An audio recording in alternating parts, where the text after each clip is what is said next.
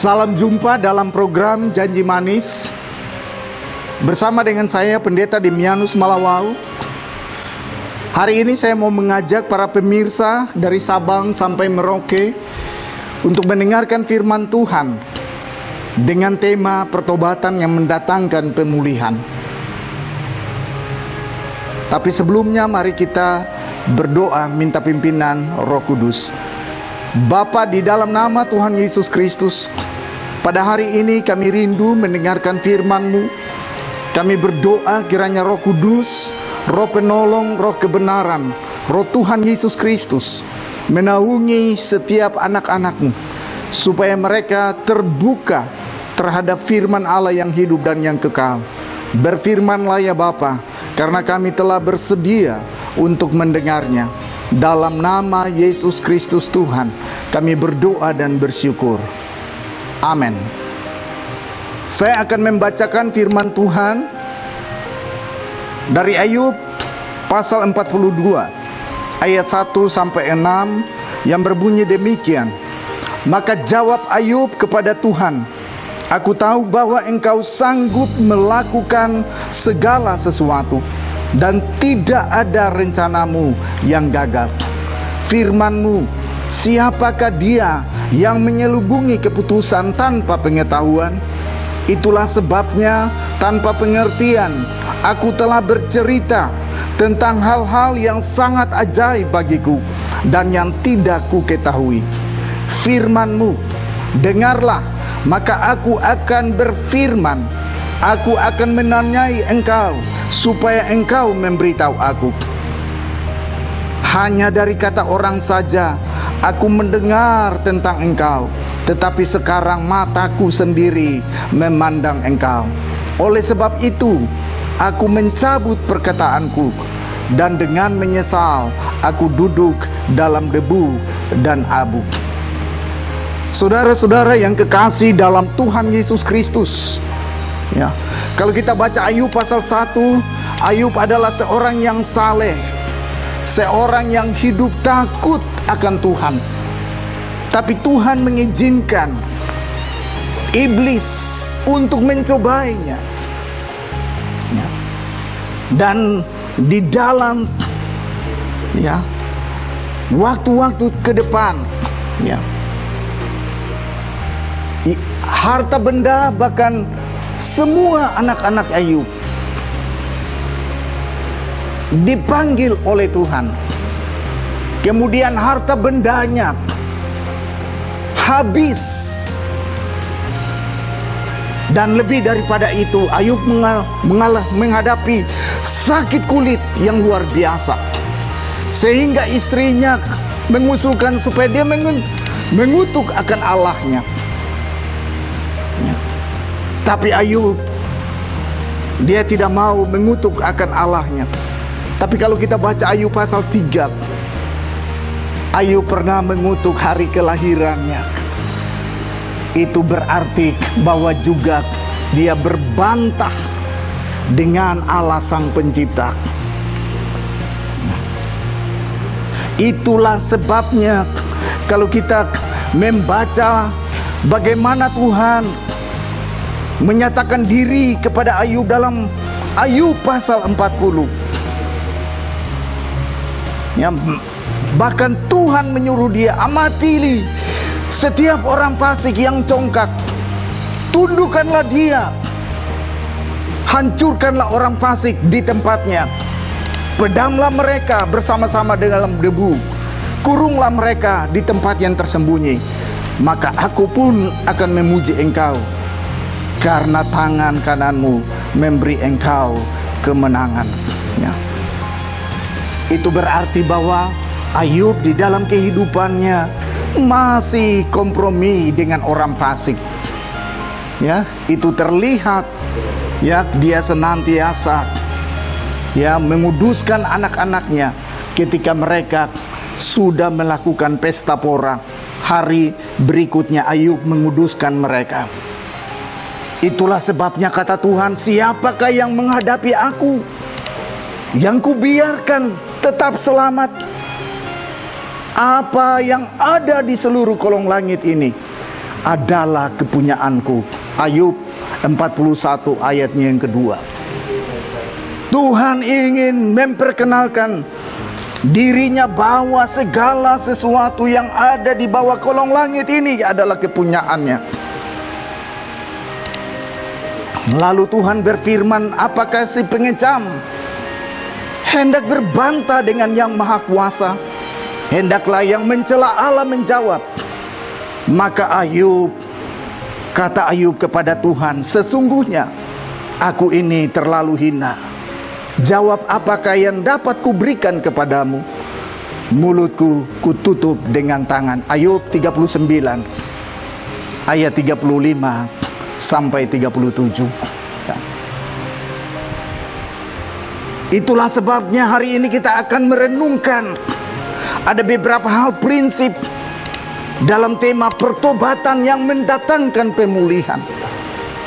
Hal yang pertama, Ayub mulai menyadari kedaulatan Allah dan kemahakuasaan Allah atas segala sesuatu. Ayat 1 sampai 3.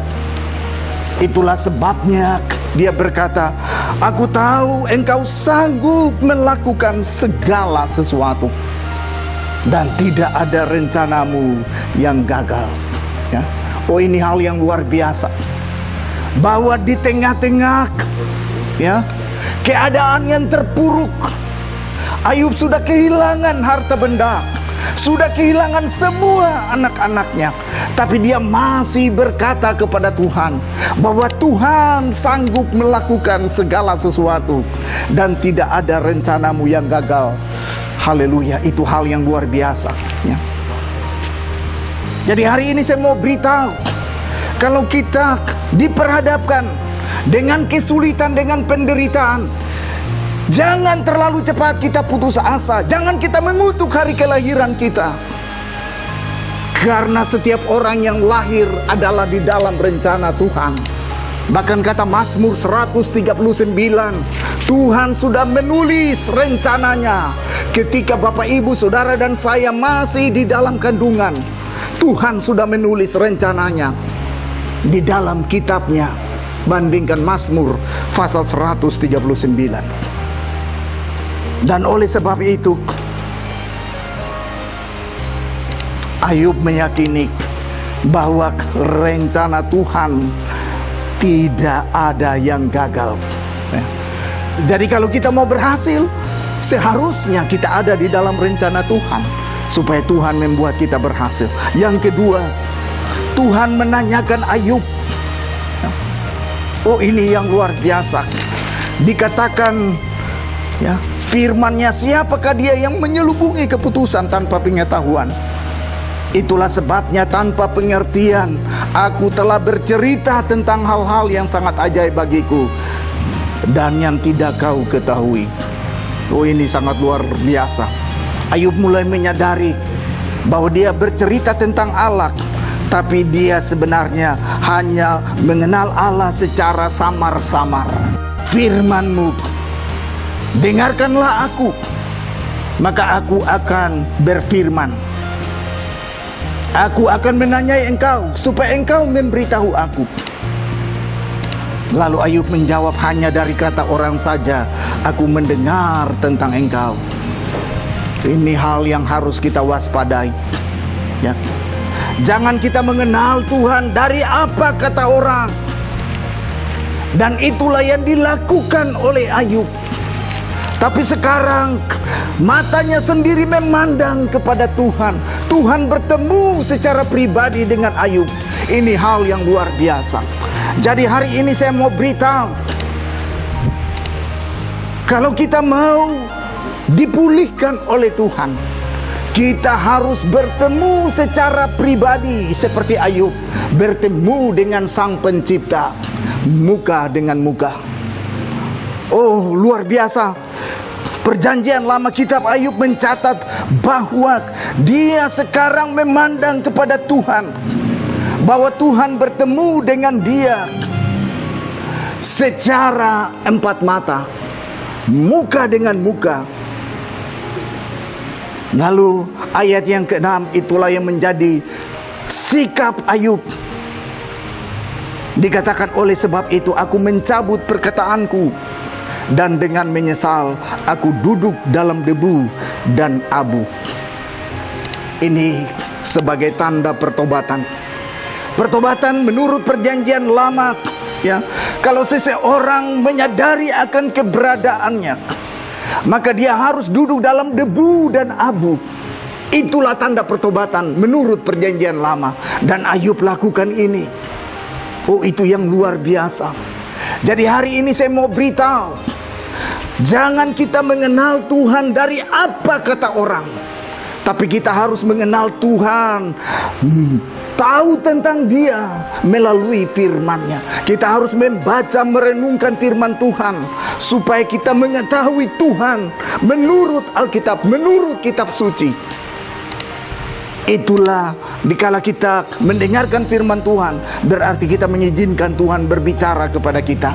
Dan dikala kita berdoa, berarti kita meresponi firman yang telah kita dengar. Itulah yang dilakukan oleh Ayub. Dia duduk menyesal di dalam debu dan abu. Saudara-saudara, para pemirsa janji manis, hal yang berikut adalah akibat daripada pertobatan. Yang dalam ayat 10 dikatakan, lalu Tuhan memulihkan keadaan Ayub setelah ia meminta doa untuk sahabat-sahabatnya. Dan Tuhan memberikan kepada Ayub 2 kali lipat dari segala kepunyaannya dahulu. Jadi Tuhan memulihkan keadaan Ayub. Anak-anaknya dikembalikan, harta-hartanya diberikan 2 kali lipat. Mengapa?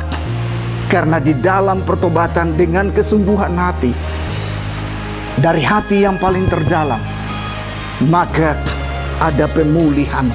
Itulah sebabnya 1 Tawari, 2 Tawari 7 ayat 14 mengatakan, jikalau umatku datang merendahkan diri, bertobat, meninggalkan jalan-jalannya yang salah, kembali kepada Tuhan, maka aku akan mendengar dari sorga, dan aku akan memulihkan keadaan mereka. Itulah janji Tuhan bagi orang-orang yang bertobat. Haleluya. Hari ini saya mau mengajak para pemirsa di seluruh Indonesia, supaya kita jangan mengikuti agama-agama dunia.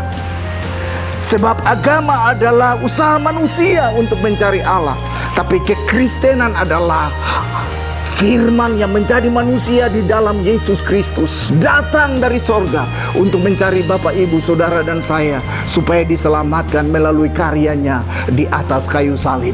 Itulah Injil. Hari ini saya mau beritahu, kalau saudara sementara terhilang, saudara sementara mengalami pergumulan, saudara sementara mengalami beban pergumulan yang berat, hari ini kembali kepada Tuhan, datang kepadanya seperti Ayub dengan sikap pertobatan yang sungguh-sungguh, maka saudara akan mengalami pemulihan, baik secara pribadi maupun keluarga. Karena Ayub dipulihkan secara pribadi dan juga keluarganya. Tidak ada cara lain sehingga manusia bisa dipulihkan, sehingga manusia mengalami berkat daripada Tuhan, selain dia bertobat dengan hati yang hancur. Karena Tuhan tidak menginginkan kematian orang fasik, tapi yang Tuhan menuntut adalah pertobatan dari orang fasik itu. Meskipun Ayub sudah mengenal Tuhan, tapi dia akhirnya menjadi terpuji ketika dia sadar akan keterbatasannya. Dia mencabut kata-katanya karena dia pernah mengutuk hari kelahirannya. Ya, dia pernah mempersalahkan Tuhan, lalu dia mencabut kata-katanya dan dia bertobat. Kiranya Tuhan Yesus Kristus menolong Bapak, Ibu, Saudara melalui firman Tuhan ini. Mari kita tunduk kepala, kita mau berdoa. Bapa, di dalam nama Tuhan Yesus Kristus, hamba mau berdoa untuk setiap orang yang telah mendengarkan firman-Mu ini. Mari Roh Kudus aplikasikan bagian-bagian firman Tuhan ini di dalam hati masing-masing pemirsa. Sebab saya percaya firman Tuhan yang kami dengarkan ini tidak akan kembali dengan sia-sia. Kiranya Engkau yang adalah firman dan roh itu, di dalam nama Tuhan Yesus Kristus, merestorasi setiap pemirsa dari dari Sabang sampai Merauke untuk hormat dan kemuliaan bagi nama-Mu. Kalau ada yang sudah melanggar firman-Mu, hamba berdoa ampuni mereka, sucikan mereka dengan darah Yesus Kristus Tuhan, supaya mereka layak di hadapan-Mu. Karena kami percaya ketika seseorang kembali kepada Tuhan, maka dia akan menerima pengampunan Tuhan dengan limpahnya. Terima kasih Bapa, hanya dalam nama Yesus Kristus Tuhan kami berdoa dan bersyukur. Amin. Pemirsa, program Janji Manis telah memberkati kita. Kiranya nama Tuhan Yesus Kristus dipuji dan dipermuliakan. Tuhan memberkati. Aku rindu dalam